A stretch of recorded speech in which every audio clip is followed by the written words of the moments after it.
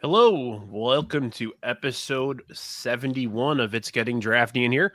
I am your host, Magnificent Stan. Today is Sunday, special Sunday episode, March 23rd, 2023. And so Tuesday we did position players for Major League Baseball. We got baseball season starting this week. Today we're going to do pitchers. So I figured we'd split that up into two separate episodes. Thought it'd be a fun one.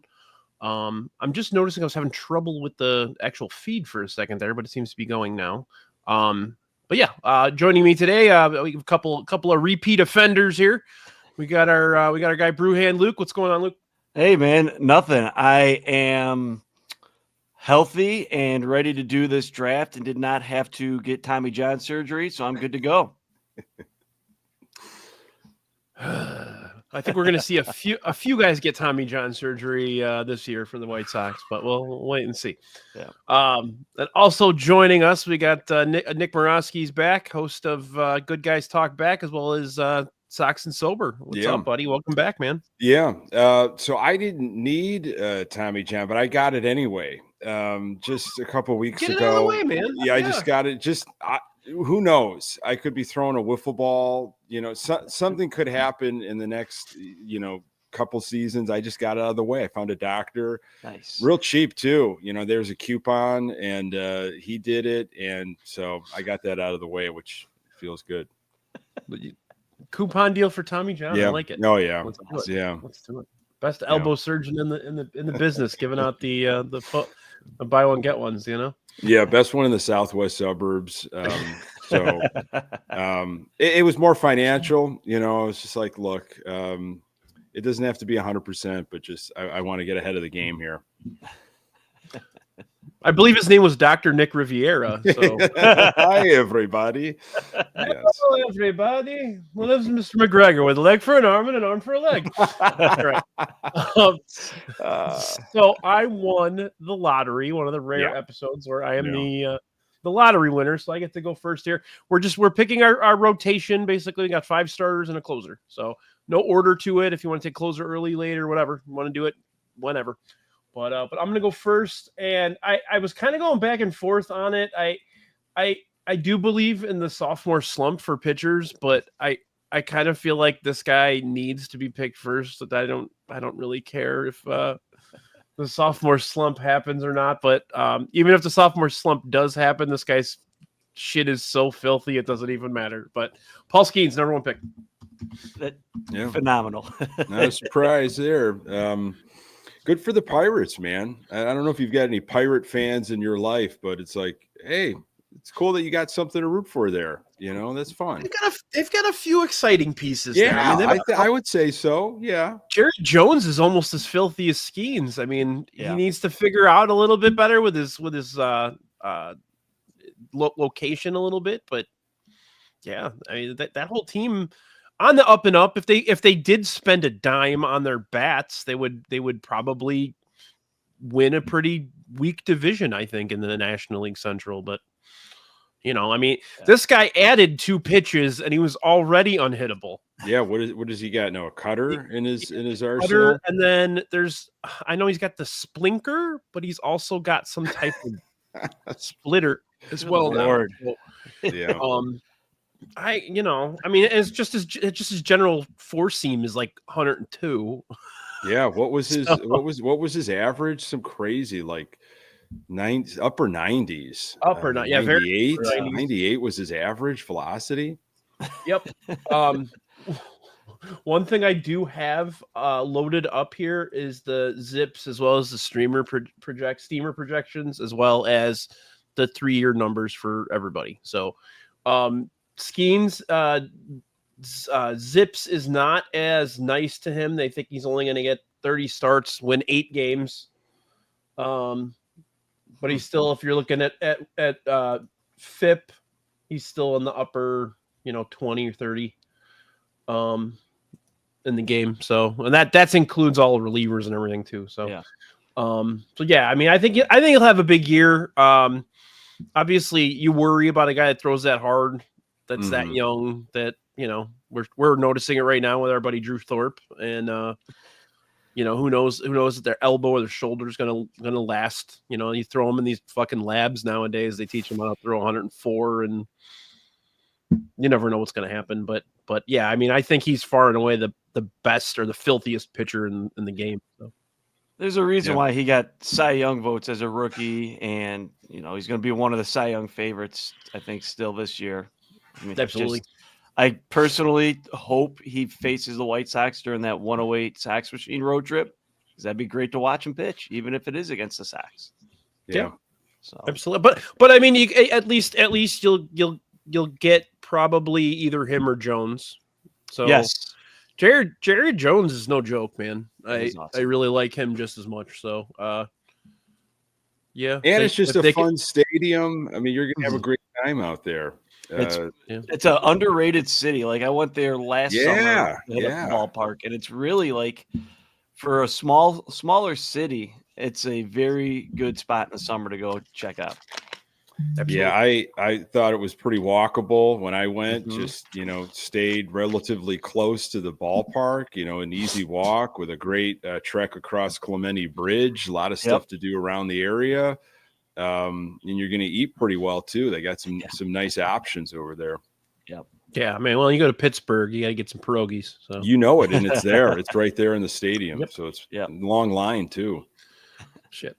All right, Luke. Why don't we keep rolling here? And you got the second pick. All right.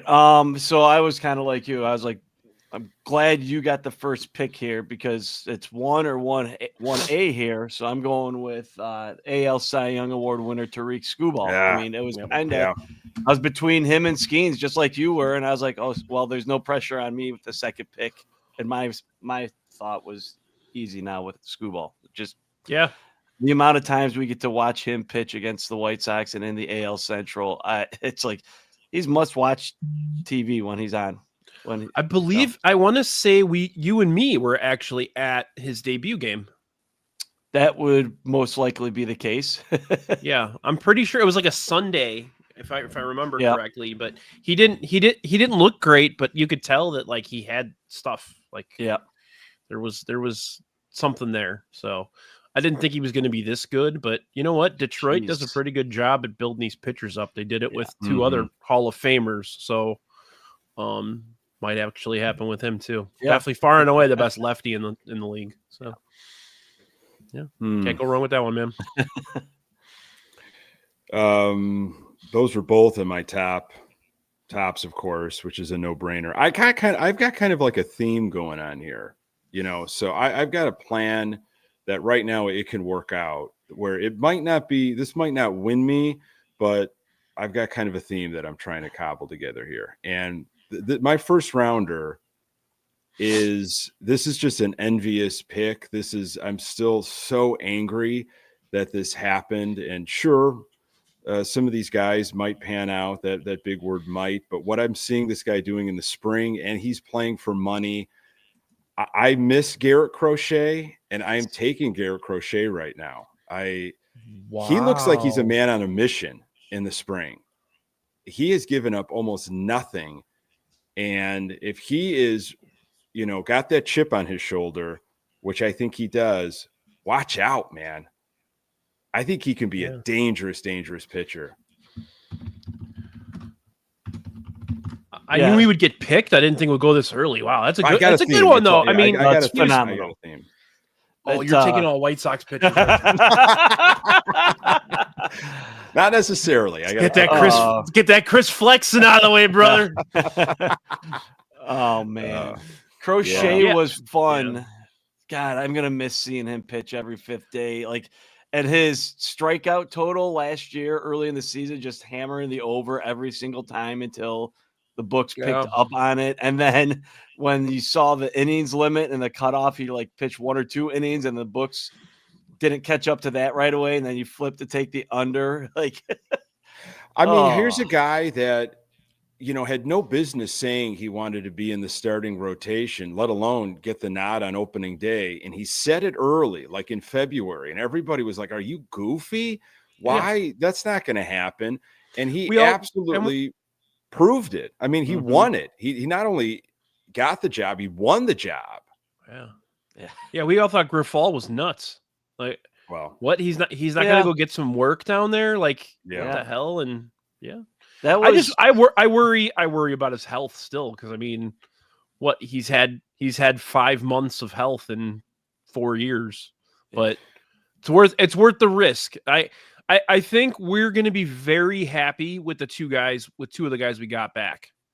I think Teal and Montgomery are both going to be everyday guys in this team for a long time.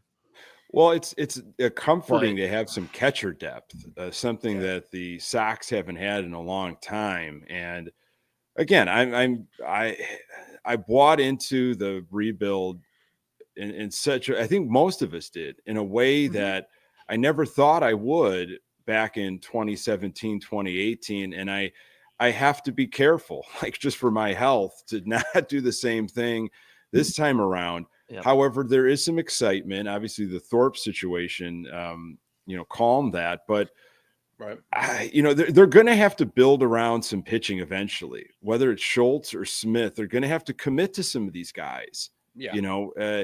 And I don't know who it's going to be, but I'll be following Smith and Schultz, and there's a handful of others, but there's excitement, but I'm sorry if I still am keeping an eye on some of these guys like Crochet that what could have been.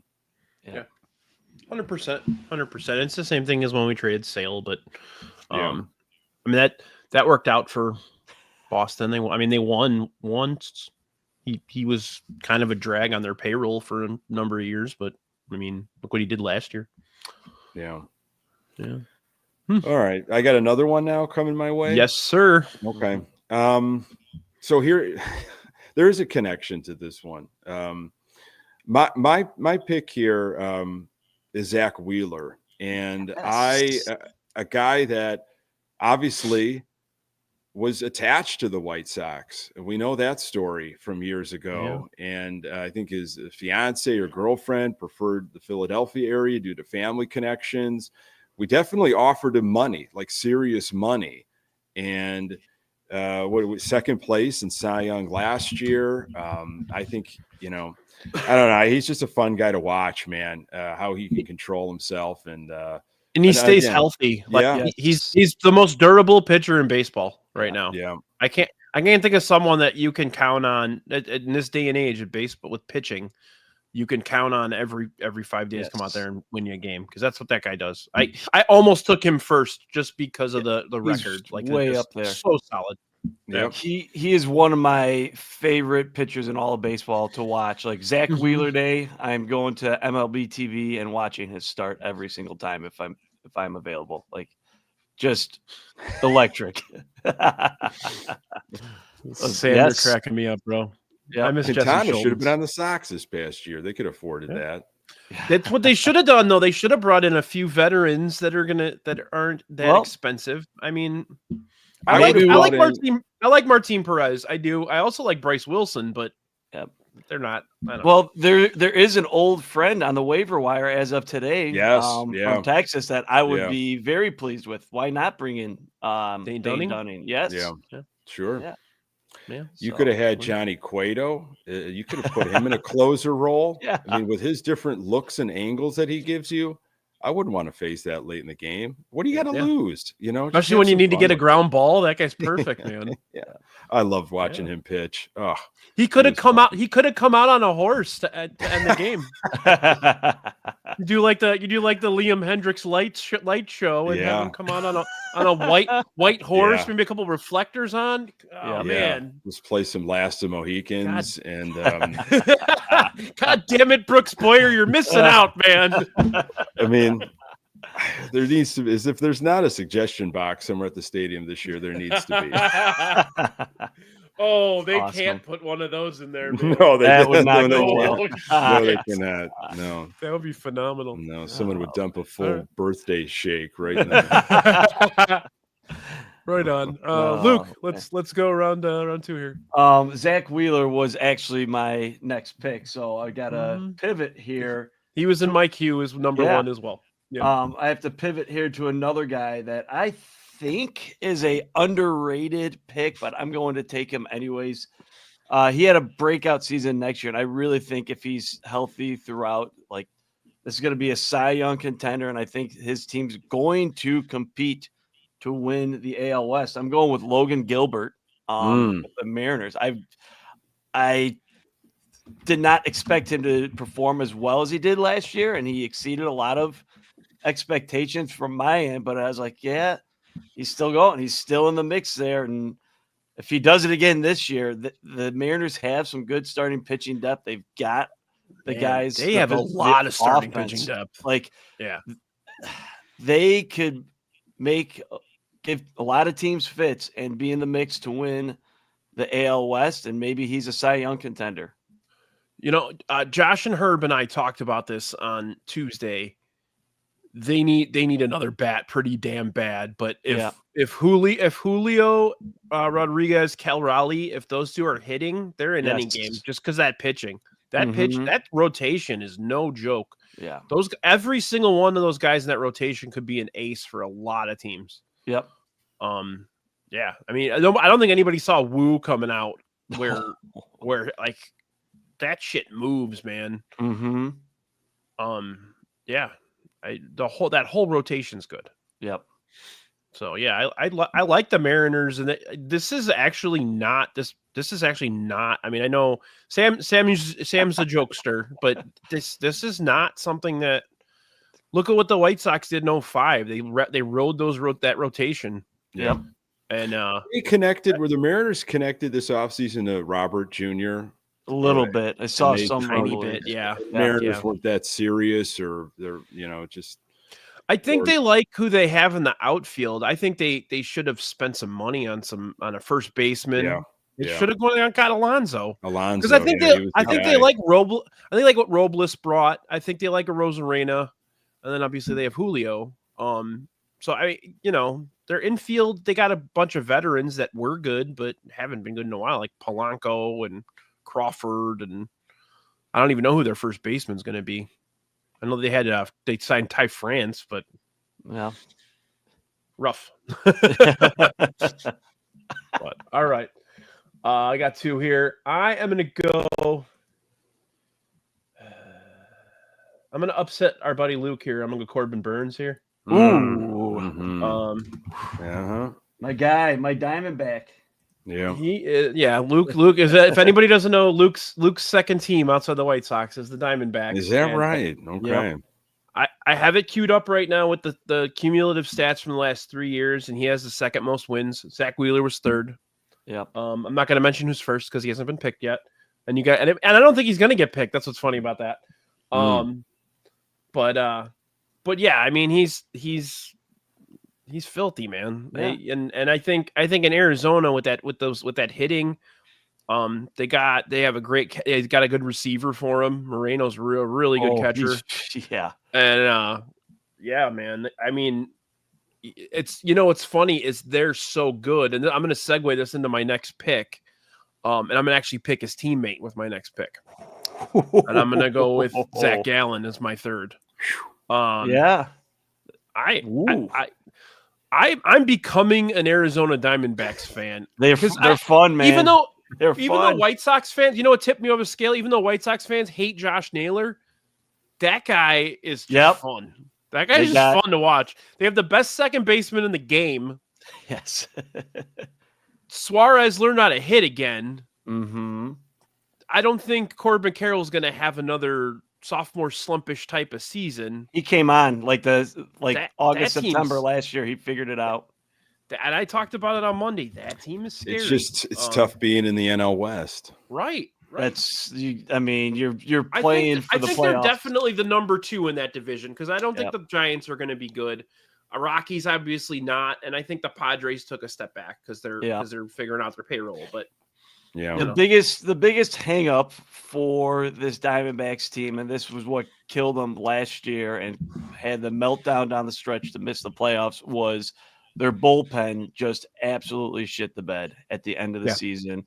Paul Sewell was all over the place. Like they were just so they couldn't figure out who to be the closer. They started putting Jordan Montgomery, talk about a bad contract. They put him in the bullpen and he was okay. Maybe he's going to be an effective long reliever. Like But they also have a very good starting rotation on top of that offense. It's just a matter of what can they do with the relievers.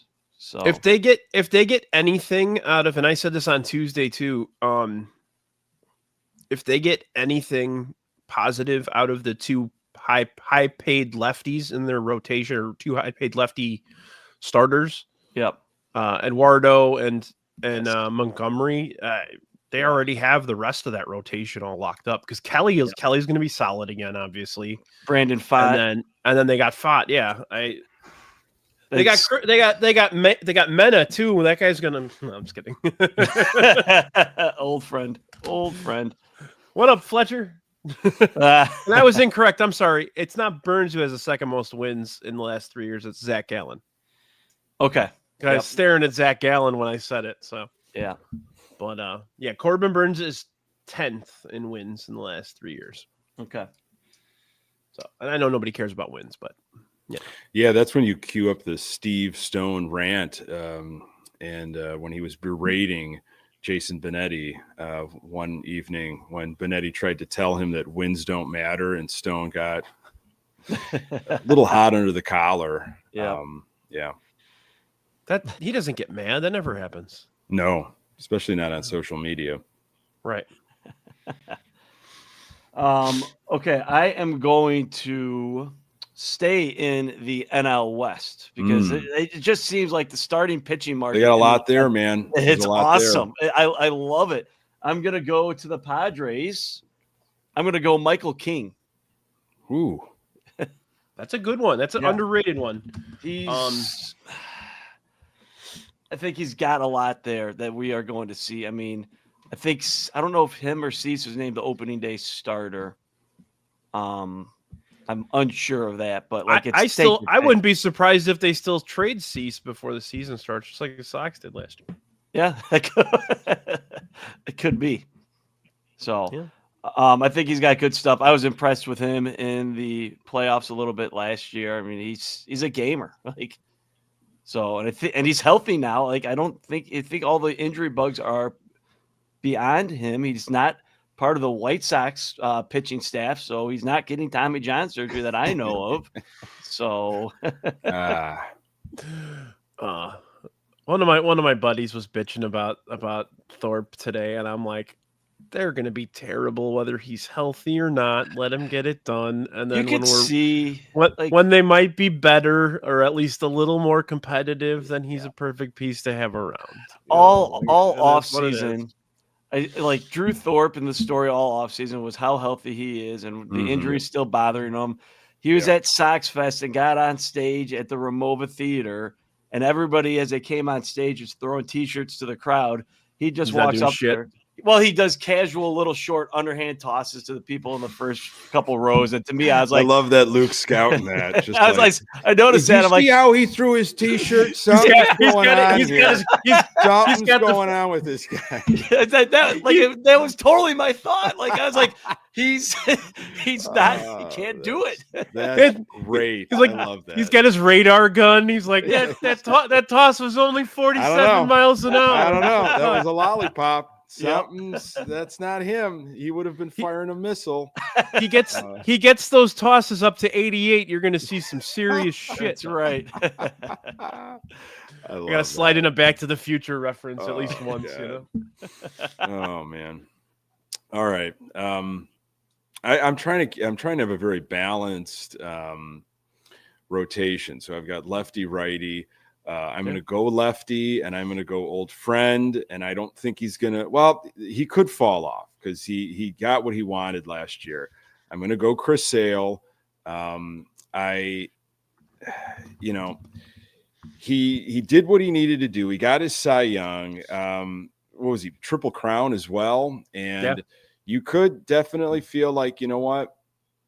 There's that – he's not chasing that thing anymore. He's got his World Series. He's got his Cy Young, but – I don't know, man. He's got some TW, and on a team like definitely Atlanta, built different. You know, I just think he's still got some fire there. So I'm taking Sale. Imagine how good he's going to be when Atlanta figures out how to hit again. Yeah.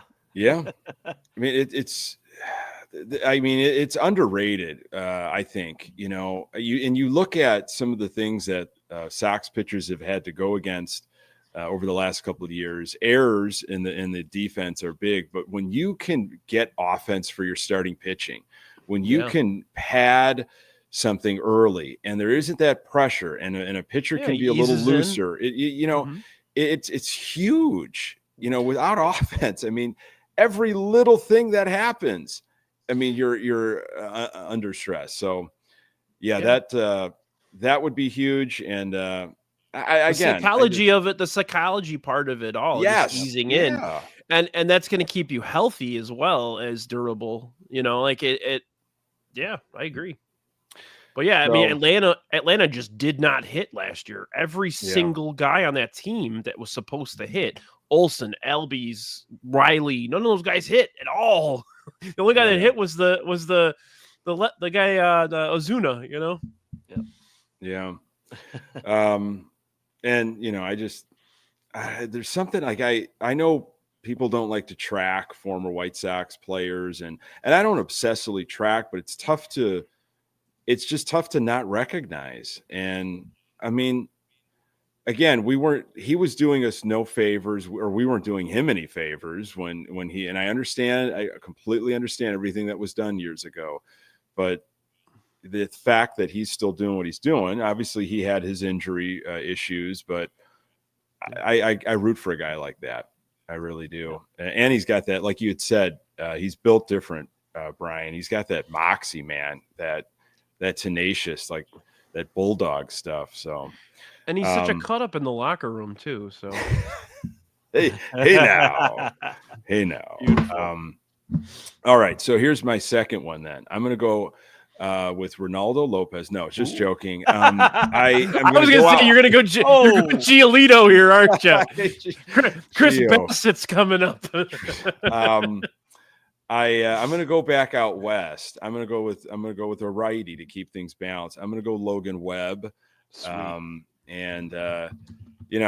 a guy that, again, he could throw his innings, and he's up there in that Cy Young conversation, and he's got the age on his side. So I've seen him pitch a few times, and look, I like what I've seen. Yeah, wasn't he? I mean, speaking of a White Sox theme and connection, wasn't he part of the Ethan Katz lab in San Francisco to kind of help with his career to get it back on track a little bit? So, that fits your theme a little bit there too. So, kitty cat, cats, Teflon cats. He also looks exactly like Jesse Plemons. So, whoa! I've never heard that before. Great poll! Oh my goodness! And you've never seen that? Oh yeah, I've never seen that. That is wonderful. Yep. I like how you had that queued up, like right there. Like, I didn't have it queued up. I quickly got to it. Actually, I have cat-like reflexes. So it's awesome. Cats like reflexes. Cats like, ooh. That's awesome. What do you got? Okay. This is where I get a little bit. Do I go close? I'm going to get cute here. Yeah, I got some guys that I think are very appropriate for a fifth starter pick, so I'm going to hold off on those. And I'm going to keep this simple with my number 4 starter. I'm going back to the Padres and going Dylan Cease. Woo, man. I mean, I'll take him as a 4th starter. That'd be sure. Just he's always up there in strikeouts and ERA. He's not like the dominant like Paul Skeens or Garrett Crochet kind of guy, but every time he's on the mound, like that offense is going to be like, oh shit, like we got our work cut out for us today. If he throws that curve, don't fucking swing ever. Yeah. I mean, never. Yeah. When he is on and he can basically place his pitches whenever he wants, it is such a beautiful thing. Years ago, when that trade happened and the Quintana deal went down and Cease and Jimenez were coming over, I talked to a buddy of mine that diehard Cubs fan, and I said, what do you think of Jimenez? Like, how dangerous can this guy be? And my buddy said, I wouldn't worry about Jimenez. It's Dylan Cease that you are going to be really, really happy with. And I guess like Rick Sutcliffe, some of the things that he was saying about Cease early on, like this guy is going to be a stud. He's going to be up there in the conversation year after year. And here he is. I mean, he throws a ton of pitches. I mean, that's the thing. He throws a ton of pitches. Sometimes it's like the fourth inning, and I'm like, I don't know if you're going to get out of the fourth. You just throw a lot of pitches. But a couple of years ago, when he was up second in Cy Young to Justin Verlander, man, was that a fun year. Yep. Gosh, was that exciting for him. And I had him on my list. I was going to probably go after him with my last pick. Also, just I love the facial hair stuff he's got going on, whether it's like outdoor, Survivor Man or the mustache, whatever he's got going on. I appreciate it. Yeah, the biggest drawback and knock on him has always been he throws a lot of pitches, and he's got to get those walks kind of under control. Oh, yeah. I mean, that's why I was hesitant, because I'm like, he throws a lot of pitches. He doesn't eat innings as much, and he doesn't really just put them away all the time. But we know why you took him, Luke, because he frisbee golfs. He's a big disc golfer. That's my guy. Just fucking say it, man. He's a big disc golfer. I would love to play around at disc golf with Dylan Cease and just hear his thoughts on life and where he's coming from, and like not even talk baseball, just talk disc golf and like whatever nonsense. Like I think that'd be a fun round of disc, Yeah. So 100%. All right. Well, I took two teammates last time. I think I'm gonna do it again. My first pick is a guy that people just keep counting out every year, and he keeps winning Cy Youngs. I'm going Blake Snell. Yeah, I had him on the list here. I don't care if he can't go more than 6 inning or 5 inning. I really don't care. That guy's fucking good. Yep. Yeah. Like over and over and over again, they're like, Blake Snell's gonna fall apart. Blake Snell. No, he's not. Watch him be the most durable pitcher on the Dodgers this year. I don't know if he's gonna lead the team in innings, but he's gonna win 18 games with that lineup and that defense behind him. Yeah. I thought that was the best signing of the offseason, honestly. Like, Soto was a nice pickup for the Mets. Sure, they gave him an ass load of money. I think Blake Snell being a durable pitcher for the Dodgers when they need durable pitchers is a big thing. And he doesn't have to throw a lot of innings because the rest of the pitching staff will do it to save the bullpen on other days. I mean, so the depth there, shit, man. They got like their 7th, 8th, 9th, 10th, 11th best starter in the system is better than most rotations in baseball. I mean, when Clayton Kershaw is your, I mean, I know he's had some problems staying healthy the last few years, but when Clayton Kershaw can get 11 starts to close the season and then help in the playoffs, that's fucking huge. I mean, that's going to happen with Ohtani too. Ohtani's going to get Josh Nelson said it on the show on Tuesday. He's going to start 10, 12 games and then he'll get some work in the playoffs. Everything goes well. I mean, obviously, who knows? But who cares if he pitches or not though with Ohtani? I mean, it's not on Ohtani with his arm. What's going on over there? The pressure's not on that. Right. I mean, I was thinking about taking Trevor Bauer, Kevin. I'm not going there. I couldn't say that with a straight fucking face. My other pick actually is gonna be like the wild card. I said I'm gonna take teammates. I'm gonna go Yoshinobu Yamamoto. Yeah. Sure. I think he's settled in now. He understands the game now here a little more, and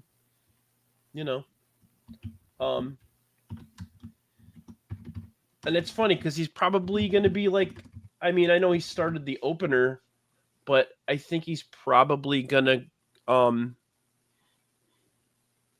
he's probably going to be their 3 starter as long as Glasnow can get some work in. I don't know. Glasnow's kind of an up in the air kind of guy, but they get anything out of him. Shit. Scary. Just hearing the names we are mentioning for the Dodgers, starting pitching rotations, like, and we haven't mentioned the rookie. We haven't mentioned there's so many. Yeah, imagine if they get 20 quality starts out of Roki Sasaki and Glasnow. This team can win 130 games. Imagine if they never traded Nick Nastrini, what they would have right now. Their biggest problem is their lineup actually right now, because who knows what's up with Betts. Yeah, you know, it's scary. The biggest problem out there is the trying to leave the stadium. That's the biggest problem. The traffic. That's the biggest problem, and that's when that's your biggest problem. You're okay. You're all right. Yeah. I've heard horror stories too. So, all right, Luke. Okay. This is a fifth starter. I don't like. Some people will think this is a reach. I don't think it is a reach because I think his projections for this year, the guy is going to have a monster season. Had a rookie season last year, right around 120 innings pitched. I think under a full season and good bill of health, he's going to be right in the mix with like top 10 in the National League. Spencer Schwellenbach with the Braves. I liked what I saw. I really liked what I saw from him last year. I think he is primed to have a breakout season with the Braves and that pitching staff.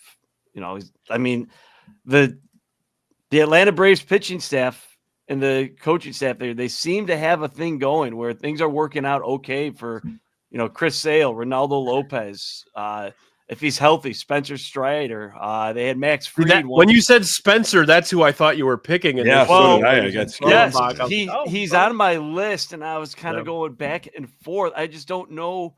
The biggest question with Spencer Strider is health, and that's where I'm a little concerned. Like, that's why I didn't put him in my rotation. But, like, if he's healthy, like, that rotation, Sale, Strider, Schwellenbach, Raylo, like, I don't even know if is Raylo even going to be in the rotate. Like Raylo could be a swing. Raylo could be an epic swingman on that team. He doesn't even need to, because they have a lot of younger guys too that can get in there too, get some work in. So I really like the trajectory for Spencer Schwellenbach this year. It's a little bit of a reach for this draft, but I was willing to do it because I think more eyes need to be put on Schwellenbach and what he could potentially do this season. So, yeah, I gotta be honest, I didn't see much of him, but the numbers, the numbers are impressive for that. I mean, how many starts did he get in? I want to say 15, 12 or 15. Oh, really? That many? 21 starts. Yeah. Okay. 3.29 FIP. Yep. 124 ERA plus. Yeah, he had a pretty epic year for 2/3 of a season. Yeah, it's pretty good. So good pick. I mean, he could be a 200 inning, 200 strikeout guy this season if he moves the right direction. So, yeah, cool. All right, Nick, who you got your last two? Yeah, it was just mentioned. Again, big risk because of injuries, but so far so good in the spring, and I got to go with this guy just due to the strength of the mustache game. It is Spencer Strider. Again, you never know coming off of these things, but I don't know. He was so fun to watch, before the injury, and he's been promising in the spring. So when the weight isn't completely on your shoulders, as you have to be this, the 1 and 1A in your rotation, which it doesn't have to be in Atlanta. I think you can hide a little bit and find yourself early on coming back from this. And I think there could be big things for him. Yeah. Filthy pitcher. Like, Quadzilla, right? That's what they call him. Yeah. Yep. He's, filthy. Just, I was under the impression that he was going to win Cy Young in 2023, and he didn't. So, I can't believe he came in fourth. So 2023, who was ahead of him? Then? That was the year Snell. That was the year Snell won. Snell won it. Okay. Yeah. And then Webb, Gallen, Strider, Justin Steele, number 5. Yeah, he had I remember that. That was a phenomenal year for Justin Steele. Yeah, I got three fifths of my rotation was in the top 8 Cy Young in that year. That's awesome. All right. Well, we're on the closer already, huh? Yeah. Well, I good time. Yeah, I was going to actually go with this closer earlier, just so I could make sure I lock him down. It's going to be Clase, Emmanuel Clase. Yeah. I mean, we've gotten to see this dude quite a bit within our division. Man, it's nasty, absolutely nasty. And like any closer, you can get to them. They could be rattled a little bit, but I feel like if it is a little shaky, I mean, you're just not going to get to this closer back to back. Like it just doesn't seem like he falls off for a stretch. And he had some struggles in the playoffs, right? Sure. That could be a different beast, I mean, that could be maybe, with when you might be asked or how much time you're at, which is a different thing. We know closers are so temperamental, right? Like we found that out. They're very, they're schedule oriented, of course. It makes sense. So, and there's a short shelf life, right? It's like you're maxing, you're absolutely maxing. And after 2-3 years, it's like, okay, where are you now? But I think he's still the best in the game. So he's my first closer. Yeah, that's I think everybody should have as the one position for closer. Like, I mean, there's really, I don't think anybody that does it better on a consistent basis. Like, I don't know how many blown saves he has every year, but it's not many. Like, I don't have that stat or those numbers, but like his conversion rate on saves, I mean, he's in the game. You feel like you're Cleveland. Class A is coming into the game and it's over. Like, you could start walking out. Yeah. Like, you can start making your way to the car when Class A comes in. I actually it's like when Thigpen used to come in back in the day. Oh yeah. I went and saw the Diamondbacks and Guardians play in Cleveland last year, and Class A came into the game, and I don't think it was a save situation, but they came into the game late, and it was a tie game, and the Diamondbacks ended up winning the game. And that's just the difference between being in as a closer or coming in to get to extra innings. Like, he could not get it done. It's just a different mindset. And like when he's there to shut the game down, it's over. But that being said, I'm going to take my closer, the next best available guy who's got just absolutely filthy stuff. I'm going with Mason Miller. Out in Oakland. Yeah. I think he's the only one that you could say, mate, like you could maybe take in front of Class A, but I don't even, I mean, and the weird thing about it is the A's had an interesting offseason. They have some talent up and coming there. Yeah. This could be that random year where the A's just find a way into the playoffs or playoff contention. Like, they've got a lot of talent. They made some interesting moves in the offseason to get some guys in there, and they have a weird situation this year with being in a minor league ballpark. But it feels like one of those years where it's like, oh, the A's are good. How did that happen? And they've got enough pieces in place where they could just be good enough to, like, here comes the last 2 weeks of September and the A's are somehow still in the wild card mix. Well, with that division, everything's up in the air, it seems like. So it makes sense. Because Houston, you feel like took a step back. They lost 2 of their main hitters. Yep. Yeah, I mean, who knows what the Rangers, they struggled last year. They might struggle again. We talked about Seattle. If they can't hit, they can't win. Yep. Yeah, I mean, we could see a playoff game in that fucking minor league stadium. That would be that would be amazing. I'm so interested to watch games in Sacramento in the middle of July when it's like 112 degrees. Yeah, at an outdoor stadium. Their ice cream budget's gonna need to be. It's gonna be hilarious. Actually, I don't know I don't know if they thought that through when they decided to go there or what. Doesn't sound like a lot of things were really fleshed out in that whole situation.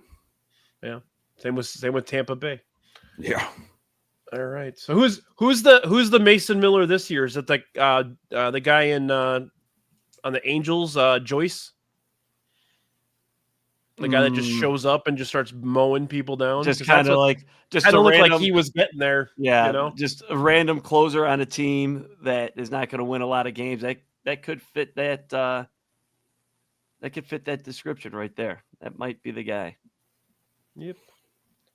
So all right, I'm gonna close this out with a closer.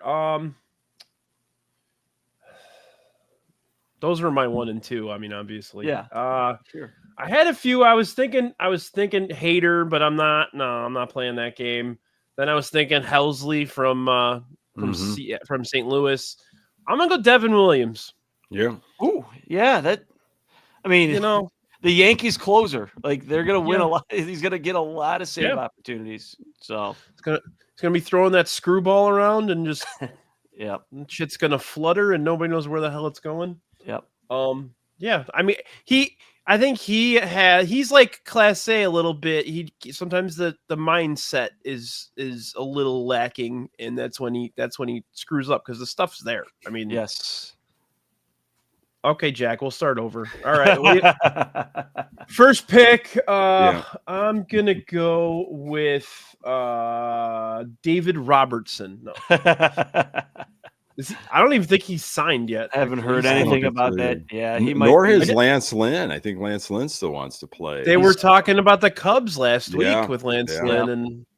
And I mean, there you go. The White Sox need some pitching depth after these Tommy John surgeries. Bring back Dane Dunning and Lance Lynn. Put them back. Get them both. Bring them back together. I think Lance Lynn may be the last guy they bring back. He will never come back. Yeah, they had some issues. So I don't know if it's their issues or his issues, but I did try to do our color scheme to look like the baseball field, and then this looks like the mound a little bit. Yeah, I noticed that. It's beautiful. We got some dirt here. So yeah. Well, yeah, this was a fun one. We're getting in under an hour, so I appreciate that. It's always great. Nick, you got anything you want to plug, brother? Oh boy, you're on tonight, right? Yeah. We got so we're we kicked off our 7th season of Good Guys Talk Back. Pat Hester and myself, and this will be kind of our opening day, start of the season episode at 9:15 on our YouTube channel. Pat and I are going to be at the game on Thursday, so we'll talk about some of the new food stuff, some happenings around the ballpark. Just it's a holiday, just getting excited for opening day, and really for me a year that I was telling Pat last week. I unfortunately I don't want to say rooting actively for them to lose last year, but I knew that losing was the pathway to get Grifol out of town. And I didn't like that way of being a fan. It was just kind of a toxic, just gross year. And this year I'm like, hey, whatever happens with Venable, great. He's got a pretty clean slate. I don't have any expectations. I'm just interested in watching some Sox baseball. And obviously it's not a must-see situation. It'll be on kind of always in the background, but I like their giveaways. I'll be at a bunch of bobblehead games on Sundays, and just appreciate it for what it is. It's a thing, and we'll see how it goes. But we'll be doing every week now on Sundays. Good Guys Talk Back. One of my favorite podcasts, you guys. I appreciate that. Thank you. Yeah. All right, Luke, what's up, buddy? Nothing. I got nothing to plug. As bad as the White Sox are going to be, I am excited to be back in the ballpark, absolutely. I won't be going to all 80 games because of work and they're so bad, but I'll still get to probably around 50 to 60 games in my seat and hang out with all of our friends in the section. And I'm excited for baseball to be back, and they're not going to be a good team, but you're at the ballpark, and being at the ballpark is one of my favorite things in the world. I don't care how bad the team is. Seeing live baseball wherever you are in the country is one of the greatest experiences in this country. It's just Absolutely. like, it's different. Like a lot of people are like, oh, it's baseball. It's a slow and boring sport. I don't care. I kind of like the slow and boring sport and being able to have a couple drinks with your friends in the section. It's like somebody sent me something recently that's like baseball is the ultimate social sport because of how slow it moves. It's like, I love that. Like, it gives you the opportunity to mingle. Yeah. And you know what's the beauty of it is, unlike, football and basketball and hockey, where when you're watching on TV, you see all the action, you see everything happening. When you're watching a baseball game on TV, you can't see the defense. And I know that might not be very, important this day. I like watching. I like seeing where the matchups are and how they're lining up, and what I get all that, and you don't get that experience watching on TV. Yeah. Right. Do you guys can I ask you guys just one quick question? What can you guys say one like shocking positive about this team this season?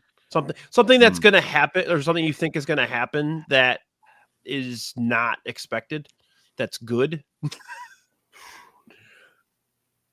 Did I break your brains? I broke Josh's brain on Tuesday, but he just started screaming into the microphone about shortstops. Oh, yeah. Oh, boy. I mean, it's just, I want to first. If you've got something that is worthwhile. I think Andrew Benintendi's going to have a good enough year to where they're going to be able to trade him at the deadline without it being a detriment. If that's a positive, I think it is. But I mean, I think the positive is we will start to see some of these younger prospects start to arrive towards the middle or end of the season, potentially, when we get some.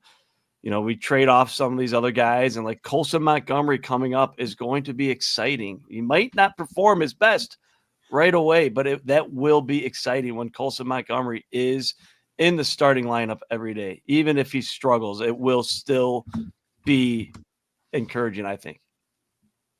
Yeah, I was going to go that route too, Luke. I want to see a prospect, somebody that we have as prognosticators, as fans, kind of labeled as the next whatever position or the future. Yeah. To, for us not to push that player up like a Lenine Sosa or some of these others where we're trying to force it, Oscar Colas.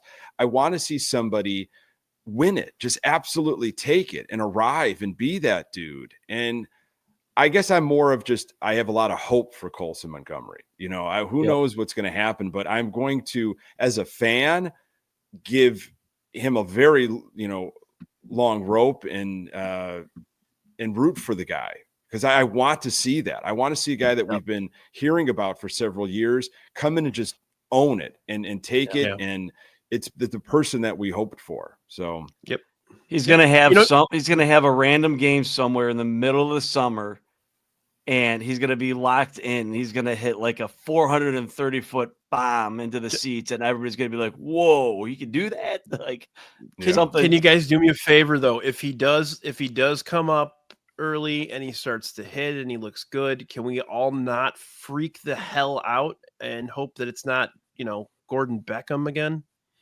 No, I cannot promise. Because Hawk's not going to be on the call. No, but that's like the big thing Sox fans do is they fucking fawn over these people, and then they play good, and they think it's like the Tim Anderson thing. Tim Anderson was never a superstar player. Tim Anderson was a decent shortstop, the top half of the league at shortstop. Wasn't a fucking superstar. He flipped a bat and flipped everybody's mind. Yeah, you know what I mean. Well, he also had that Field of Dreams moment, but that was later. That was that was the peak, wasn't it? Yeah, that all started dropping right there. I just hope that I think he's going to be consistent and good. I don't know if he's going to be a shortstop forever, but I think he'll be consistent and good. But third base, second base, everybody struggles. Yeah, they all do. Yeah. I just want it to be not like Andrew Vaughn. Oh man! If we could stay away from the Andrew Vaughn trajectory, yes. Watch where Watch you say that. Now he's going to be an all-star this year. It's a win-win. Yeah. I was playing the new version of the show this week, and I got a base hit with Andrew Vaughn, and he started clapping or whatever, and I like zoomed in on his face, and they actually did his eyes like perfectly. Oh man, I should post that picture on Twitter because it's kind of funny. But all right, well, I'm definitely going to be running in you guys this summer at the park. I'm only going to be at weekend games because work is not letting me do things anymore. So I'll be a weekend guy, but I'll be by, and hopefully we'll get some. What do they have now? What's the new food? Didn't they have like a mozzarella stick that's got like Cheeto dust on it or some shit? Korean dogs. Korean dogs. There's a smash burger with some Reuben, 35th Street Reuben sandwich. I'm in. Yeah, you just got to find it. You got to find it. And people going to opening day, you better let me know if the elote stands are still around, because if I don't get my elotes, I'm just not going to games anymore. That would be tragic. That would be tragic. But Nick, Luke, thank you guys so much as always. Come back. Thank you. Come back many times more. Absolutely. Nick, we got to figure out another Seinfeld episode. Yes. another Seinfeld angle. We'll get there. But, it's an amazing program that will just never go away. And I mean, Pete constantly tweets out just random Seinfeld references. Like, I love it. I love that he just puts in like no context, nothing. He just tweets out just a few lines from wherever. And just like the 3% of us that get it right away, that's where you appreciate it. I was in the pool. Yeah. I don't even. Sometimes I don't respond, but it always gives me a laugh when I just see it, because I'm like, he's watching the daytime reruns on Comedy Central. Yep. But all right. Thanks everybody in the chat again. Nick, Luke, thanks again. This is episode 71. We'll be back in a couple weeks. I'm still working on a couple of different episodes. I'm not sure which one's coming next, but I'll be back in 2 weeks. We are on Sundays now. No more Tuesdays because of work. I'm gonna be doing weekend episodes, moving on. So, but thank you so much. Have a great night.